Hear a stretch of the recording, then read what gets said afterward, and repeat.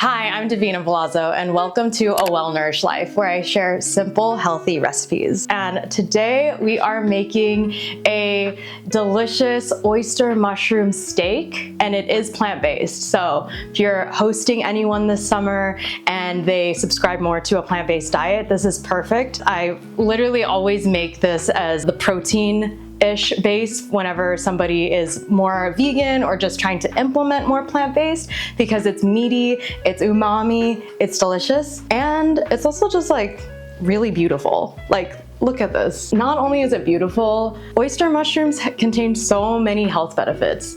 It's filled with antioxidants, it's good fibers, it's good for your gut, it helps your immune system, helps lower cholesterol and blood sugar, it's good for heart health, and it's also an adaptogen. An adaptogen basically just goes into the body and brings peace and balance to any stressors. So, you know, mushrooms are pretty amazing. And this one is great because it creates a nice meaty texture.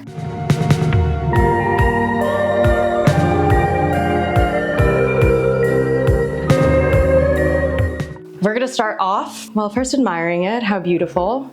I got these from Hi-Fi. I'm based here in Austin, Texas, and it's a local mycologist company. And the great thing is that they grow mushrooms all year round. So I got these. You can get them at the local farmer's market. I know mushrooms are really popular now, so it's pretty easy to find them either in grocery stores or Whole Foods, local farmers. And if not, you can also make it at home. That was actually my quarantine project, was making my own mushroom. I made lion's mane. We'll get started with the marinade of this. So what you'll need first is I'm gonna be adding some tamari, which is basically a gluten-free version of soy sauce. I like using this brand Sanjay.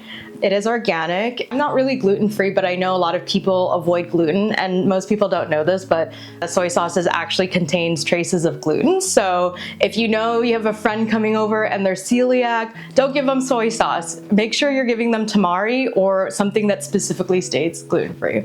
So we just want to make sure everyone has a good time at the dinner table and no one's having any like anaphylactic attacks. Okay. So we'll just add some of that into, and then be adding some lemon juice. Mindful of don't get any seeds in there. Be doing a full lemon.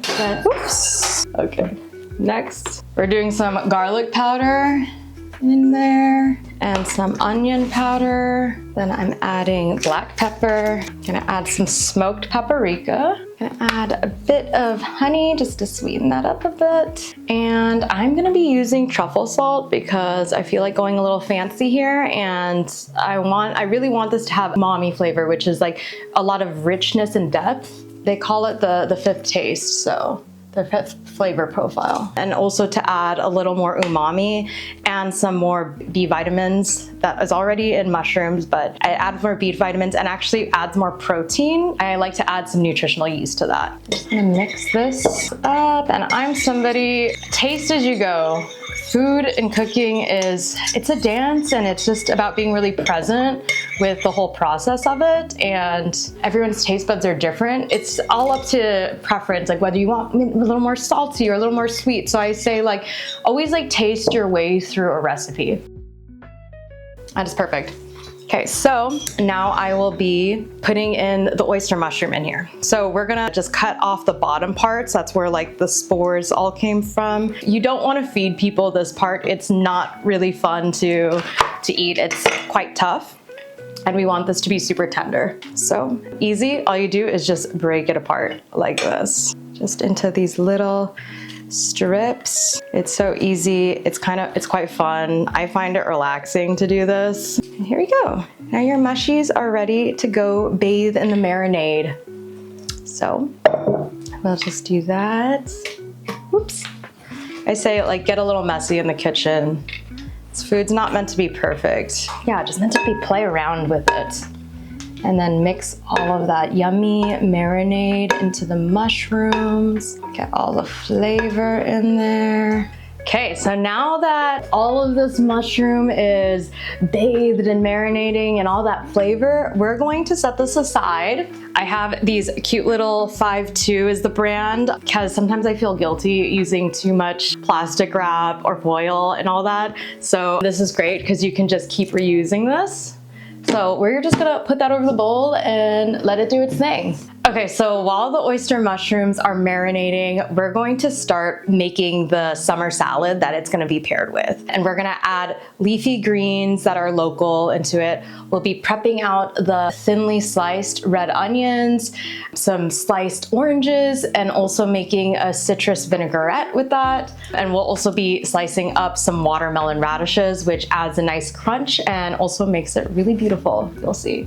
And we'll be finely mincing some herbs. I love adding in basil and mint. It just adds a really nice flavor. So we'll get started on the red onion. So we're not gonna use all of it because we need just a small amount, but I'm going to do a quarter for this salad, and then the other quarter, I'm going to use this for the citrus dressing. What you wanna have ready for the red onion is a bowl with ice cold water, because after you slice the onions, you wanna dunk it into the ice water automatically. So get that.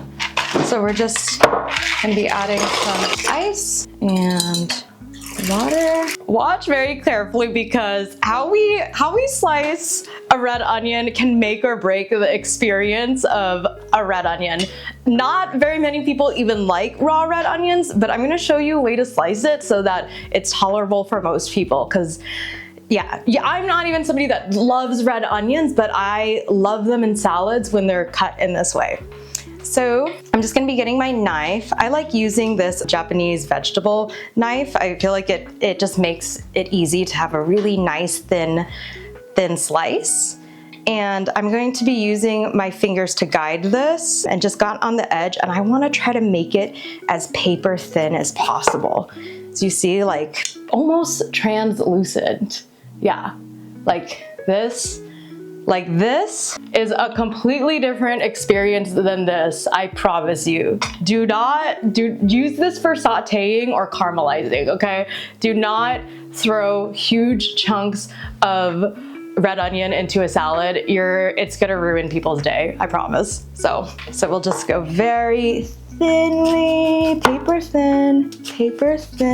And you can also use a mandolin for this as well. So I'll show you that version as well. So use a mandolin. I like using this, I don't even know how to pronounce it, Bernrian? I don't even know how to pronounce it, but this is what it looks like. This. It's a Japanese mandolin, and it's honestly the sharpest.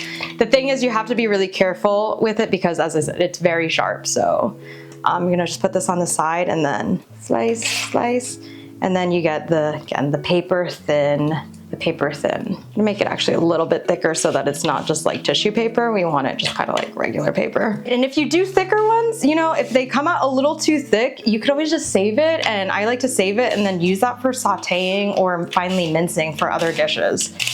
So, see, and it just makes so nice, thin, consistent red onions. Okay, so before I chop my fingers off, I'm gonna just stop there because we don't need a lot. And the rest, I'm just gonna be saving the rest of the red onions for another recipe. It's annoying to cut onions because they make me cry. So like, I like to sometimes just prep a bunch of onions and just store them in the fridge so that I don't have to cry every day. So the rest of the onions I'm saving for another recipe. And then these beautiful, thin, paper thin onions. They're gonna do their cold plunge. Yeah, we're biohacking here. So we dunk them in ice cold water and keep them for at least 10 minutes. What this does is help them become more digestible and not as like pungent. So those aside. While we have the mandolin out, we'll start prepping out our watermelon radish. I love when these are in season because they're so beautiful. You see, like look at that color. Like, look at that color, it's so gorgeous. So I just like to cut them in half and then use the mandolin. I don't want them paper thin, but I want them to have a little bit of a bite to it. So we'll just start. Get these beautiful rainbow watermelons. I always kept calling them rainbow. They remind me of rainbows because of how colorful they are. They're actually called watermelon radishes. I'll just slice a bunch of them. And I also like to just kind of keep a lot. One watermelon radish goes a long way. I don't need an entire one for small servings of salad. So what I like to do is just kind of just have them already sliced, like even whole in the rounds. And I'll like use this for when I'm like plating, like even if I'm like plating fish or something or other recipes, like it's kind of just a nice decorative edible piece to put on like on the bottom of a plate if you really want to just show off at your dinner parties. So I kind of just like, even though we're not using all this for the salad, I'm saving these for later to just kind of zhuzh up anything, if you will. Next, we're gonna go into the sliced oranges. This is how I slice an orange in order to put it in the salad. So I'm just gonna slice the bottoms and then just kind of cut along the edges here. You don't want to get any of that skin. Even though it is packed with nutrients, it's not very tasty, and you don't want to leave a bitter taste in anyone's mouth, whether it's emotionally or by taste buds. So be mindful of that. Okay, and then I'm gonna just go around and just make little wedges like this. So you got like that. Just keep going around.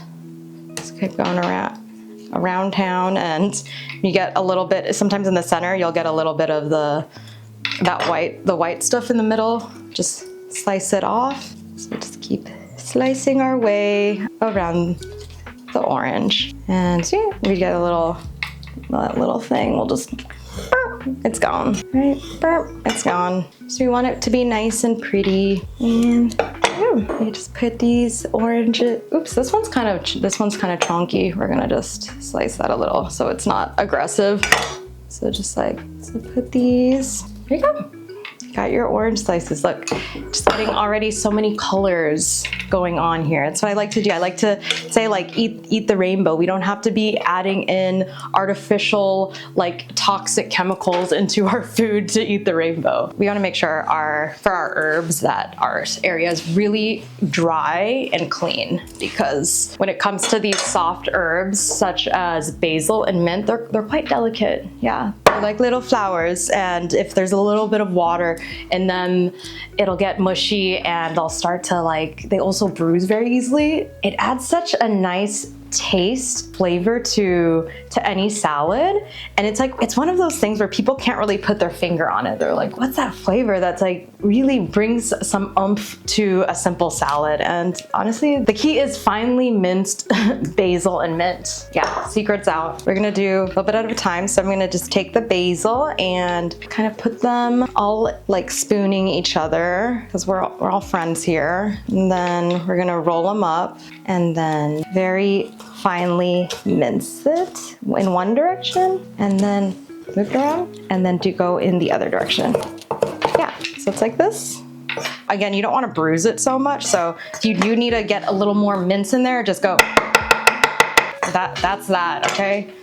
We want them to still stay nice and bright, and we're gonna do the same thing for the mint. Just bundle it all up together and then finally slice in one direction. Be careful of your little fingers, and then move it again and go in the other direction. Kind of like when you're mincing garlic. You want them really pretty fine. Okay, there you have it. Okay, we're now gonna just put it all in one herbal party. So here we go. Got this minced herb and basil, which is honestly, this is the secret weapon for a good salad, trust me. Okay, now we're gonna move on to the citrus vinaigrette. We are going to start off with slicing open, just in half, cut the orange, and then the orange juice into there, nice and juicy. And then we're gonna add some white wine vinegar. And then I'm gonna use a microplane. This is one of the most important tools to have in the kitchen. I tell this to everyone. Everyone always asks me, besides knives, obviously, what is one of the most important tools that you have? And I was like, a microplane. Always have a microplane. And we are going to be taking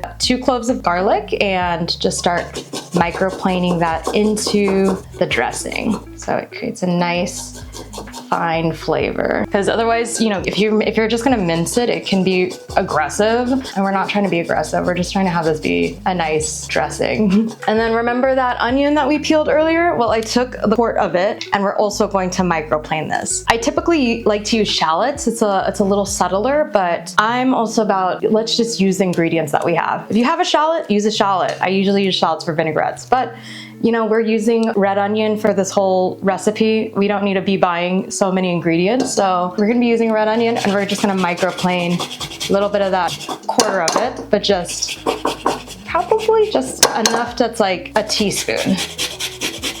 I'm somebody, even though I'm sharing this recipe and this recipe will be on the website with measurements, I still encourage just like feel and taste your way into as you're cooking. I always say cooking it's like a meditation. It's a mindfulness practice. We have the orange juice, garlic, onion. We're gonna be adding some honey here, add the sweetness. Okay, now we'll just be adding some dried oregano into this. So about a teaspoon, oops, or a little more.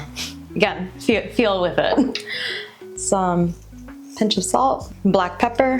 You're going to take your whisk and olive oil. My friend gave me this little olive oil container, and I love it because you can add olive oil, and I have apple cider vinegar in it, but just use the olive oil. It looks like Shrek too. So you're gonna whisk and slowly add in the olive oil to help emulsify it. Okay, now we're gonna taste it. Perfect. And we're just gonna add just a little more zhuzh to it with some zest. I like to use all parts. I don't like to waste things. So since we have this orange, using our microplane, it's like adding a little more orange zest too. Okay, let's stir that up. And then you have this beautiful citrus vinaigrette. Yeah, it's perfect. So good. As I said, I don't like to waste things. So if you have like the leftover orange, just like give yourself a little break and a little treat and just like chill out and have some orange. It's summer. Compost the rind and enjoy a little bit of an orange. I do catering, so I have a ton of these like little dressing jars. So I'm just gonna be cute and slowly add that to there. Even though I like to dress my salads for guests, everyone's a little different. Some people like more, some people like less. And I can't tell you how many times I like heavily dressed a salad and people are like, is there more dressing? So always make just a little bit extra. And it's always good to just have it in the fridge so that if you want to make yourself a salad for lunch, then you already have homemade dressing. Look at that. So I got these local mixed lettuce. They're locally grown in Texas. If you're in Austin, there's an awesome shop and butchery called Radius. It's on the east side. It's amazing. You can get all stuff from like regenerative farms and local brands. And so I got these beautiful this lettuce from there. So this will be the base of our salad. It's important to go local and regenerative, not only because it cuts down on the transportation, which isn't good for the environment, but it's also encouraging healthy soil practices, which we need. And it's also good to just support your local farmers. So buy local. It's also packed with more nutrients because it's not like sitting in a truck and traveling halfway across the world. So you're actually also getting more nutrients. Okay, so now we got our lettuce. We have our red onion, which we're gonna actually drain out and dry off. We have our oranges, our watermelon radishes, our beautiful herbs, and our citrus vinaigrettes. Let's dry off. Okay, well now we'll be draining out the red onions now that they're done with their ice bath, cold plunge. We're just going to dry them off into a paper towel. And again, I said, you know, minimum 10 minutes soaking. They're biohacking. Okay, and just pat these dry. Okay, and we can just set that aside. Oops. All right, now we're gonna get okay, now we're gonna get started on firing everything up. So I have a cast iron skillet.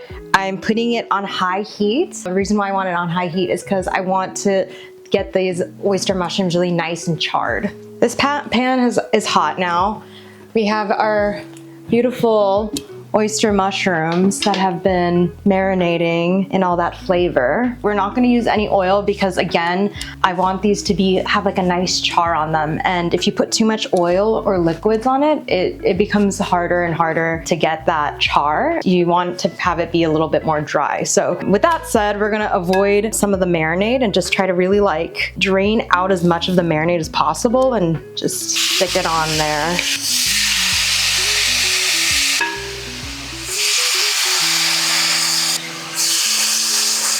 Okay, now we're gonna just let that do its thing on high heat.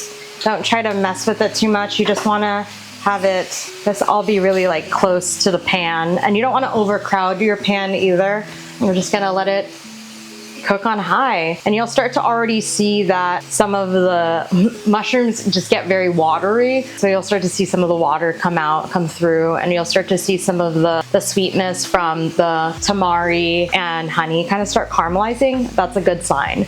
You want to just keep watching it though, because even though we're on high, there are some natural sugars in the marinade. And the thing is, like, we want them charred, but we don't want them burnt. So just kind of keep babysitting it, letting it do its thing. It's already been like a minute.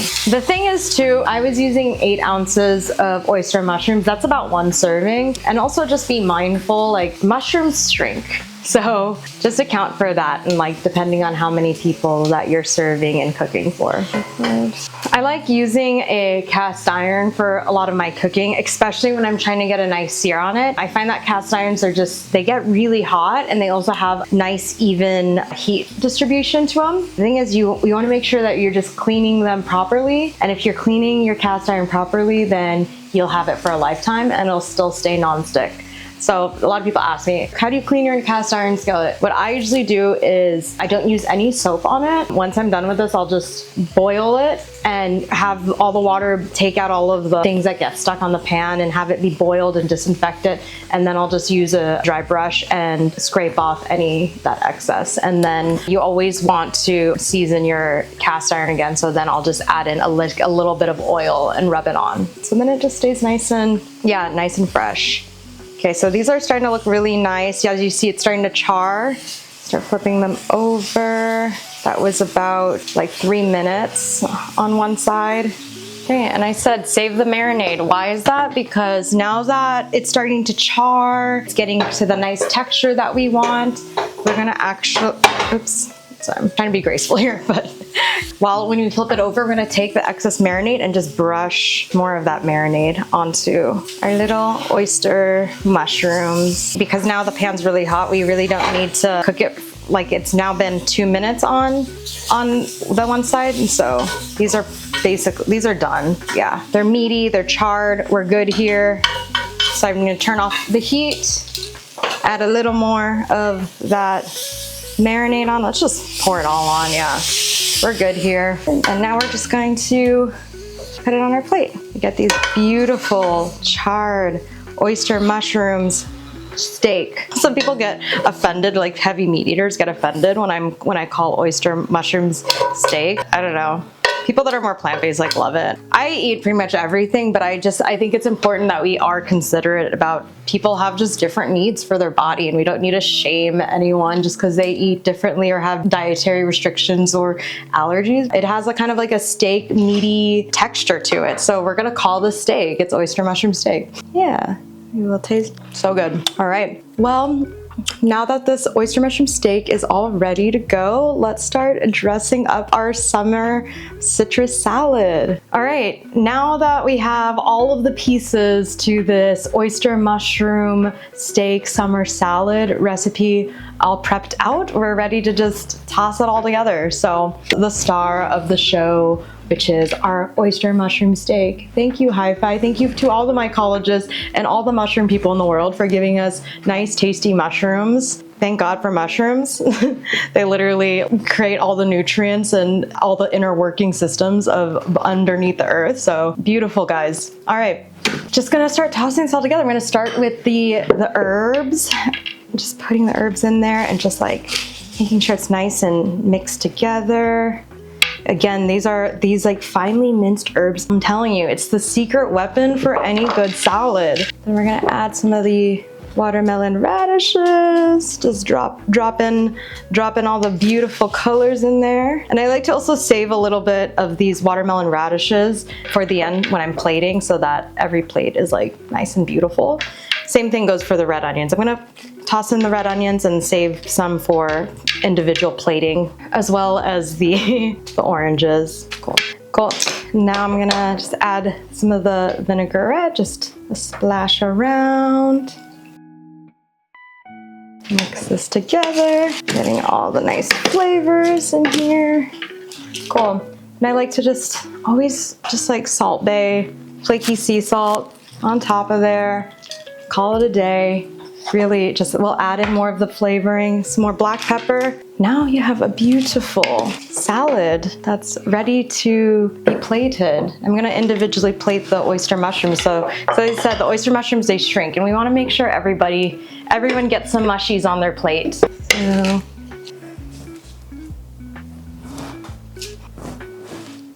I'm just gonna add a little more, just a little more color on top. More zhuzhing. We're gonna take the beautiful oyster mushrooms and just toss it on top. Here you have these beautiful oyster mushroom steak summer salad. So now you have this oyster mushroom steak summer salad that has packed with nutrients, B vitamins, antioxidants. It's good for your immune system, and it's nice, bright, delicious. Perfect to create if you're having people over, because literally anyone can eat this. It's gluten-free, it's dairy-free, and it's plant-based, so no one has an excuse. Everyone gets to enjoy this. I just want to give thanks from the land to the hands, especially you are communing with mushrooms, the connector of all of the nature's kingdom and fungi, and this beautiful salad. Just wanting to give thanks, connect with the food, as this is not just food, it's literally going to become ourselves and ourselves as we go about this world and our days and our seasons. So honoring the seasons by eating locally, eating mindfully, and eating what's in tune to the lands that are around. So just want to give thanks. Try this bite of this. Try to get everything in it. I want to get an orange, I want to get a radish, I want to get some leafy greens and some red onion, and of course the oyster mushies. So itadakimasu. Oh my god. It's meaty, it's juicy, so good, crunchy, perfect. Try it out. The recipe is linked below. It's on www.davinapalazzo.com. And if you enjoyed being in the kitchen with me today, then hit subscribe, follow along. There's more recipes to come. Thanks for joining. Much love.